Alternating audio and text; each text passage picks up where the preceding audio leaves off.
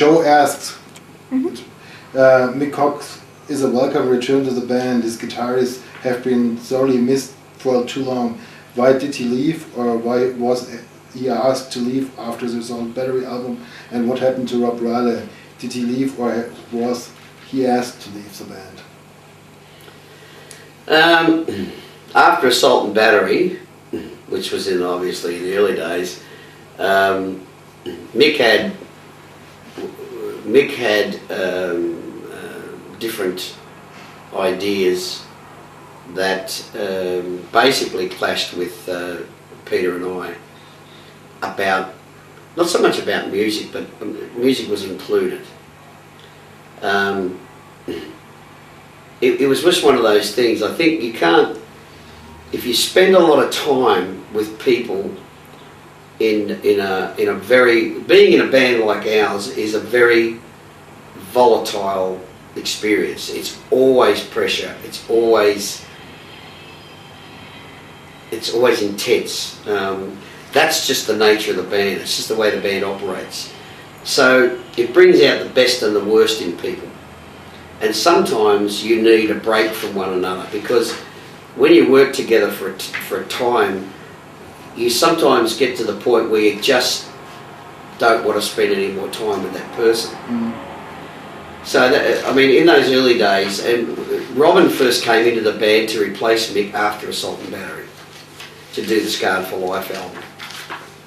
And that produced a really good album. So what it teaches us is that you accept change for what it is. If something's got to change, all things change all the time. And it's very difficult not to change a band. And it's very difficult to survive in a band where everything's so intense if you're together all the time. Even the Stones over the years, they've had big breaks from one another where, you know, supposedly Keith Richards and Mick Jagger couldn't stand one another, and, you know, one of them says, "Oh, you're a fuckhead," and the other says, "Oh, you're a dead shit," and they even said it in the press. Lennon McCartney, whatever. There's people that work in intense situations in bands, and it usually has a cost. You know, so that's what happens. You break. Some bands break up. In some cases, people just leave the band and someone else comes in. And that's the way we've always done it. We've never, ever broke the band up. The band actually never said, "Okay, we're breaking up, that's it, it's over." We've just stopped playing together, or one person moves out of the band. Geordie moved out of the band, Mick's moved out of the band, Pete moved out of the band. In the end, like Southern Stars, there was just Geordie and I, so we got 3 new players. In recent times, like with Stephen, we went as far as we could go with Steve. He wanted to do different things musically, and he thought that the Rose Tattoo could do that, but Rose Tattoo, that's not what Rose Tattoo is, and it's not musically what we wanted to do.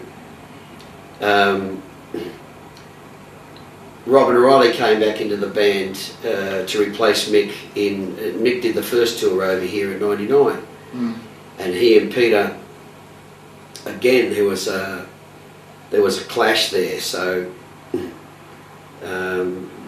they didn't feel that they could work together. So Robin comes back in the band, and after a while, Robin started moving in a different direction, and the same with Geordie. He did the first tour with Mick too, and he didn't think the band should be just a punk band, but he didn't realise that down the track we would swing more around back to where we started, be more like a blues rock and roll band. And so Robin came in. To get Mick back in, I wanted to, when Peter got sick, we tried, you know, we had other guitar players, and Greg played guitar. Di came and did a tour, as you know. But we tried other players even at home, different players. And I said to Peter, I want to get Mick back because I wanted the same rhythm. And if Pete was going to either leave the band because he was too sick, or we thought, you know, that there was a good chance he was going to die, which that's what happened. I wanted Mick back to play with Peter because that was the beginning. So if Pete was going to bow out, whether he left or he died, that was his. I thought it would be good to have Mick, and Mick and Robin toured here, and that didn't work as well as we thought it would. And you know, we were saying to Rob, well, we want to go more back to the blues music, and he's never wanted to be a blues player. He doesn't like blues music.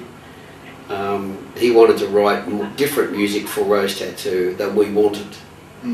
So that was why we parted with Rob. Which is not to say that we won't ever play with Rob again in the future. I don't know. Who knows? I mean, people come and go. The band has always been like that. Getting Geordie back in was because Steve was moving in a different direction musically. We wanted to get more back to the style that we play in the beginning, which is what we want to play now, which is the Blood Brothers album. It's more, the next album will be more blues again.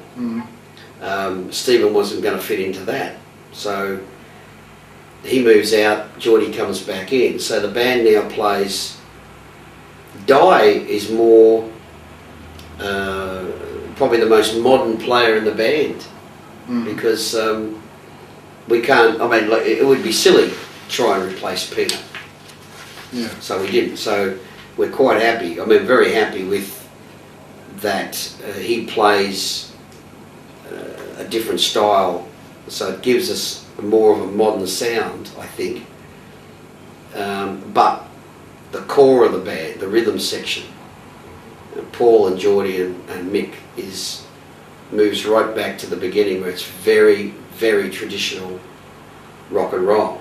Well, see, Rob doesn't want to play that. Stephen didn't want to play that. So to get it back there, the first move was to get Mick, and then when it happened that we were going to, when we recorded this album, we thought the next album was going to be more of a blues album. So it was time to make a change again.